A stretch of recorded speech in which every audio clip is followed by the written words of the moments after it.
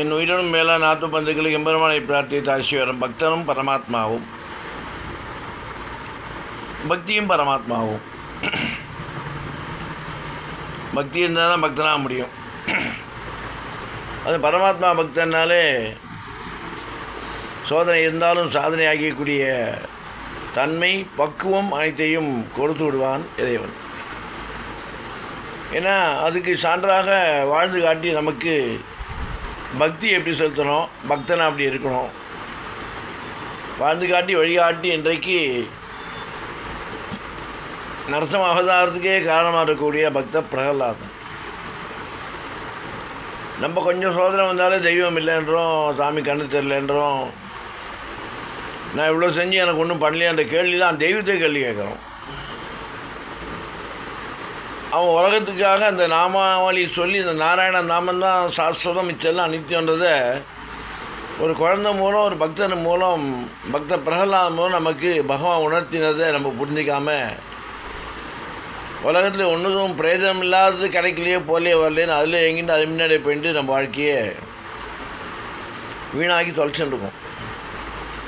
பக்தி இருந்து பக்தன் பண்ணால் பரமாத்மாக்கே வேலை. பரமாத்மா எதிர்பார்க்குறான் ஒவ்வொரு பக்தனையும் பக்தி செலுத்தி பக்தன் ஆகணும்ன்ட்டு. அந்த பாதையில் நம்ம போனாலே மிச்சம் எதுவுமே நீ கேட்க வேண்டாம், அவனுக்கே தெரியும். பிறப்பு ஒன்று கேட்டு எடுக்கலை, ஒன்றை கேட்டு கொடுக்கல. வாழப்படும் எவ்வளோ நாள் உனக்கு தெரியாது. அதில் வாழ்நாளில் என்னெல்லாம் சந்திக்க என்னெல்லாம் செய்யறதுக்காக உனக்கு ஒரு காரண காரியத்தோட பிறப்பு கொடுக்கப்பட்டிருந்தால் அதுவும் உனக்கு தெரியாது.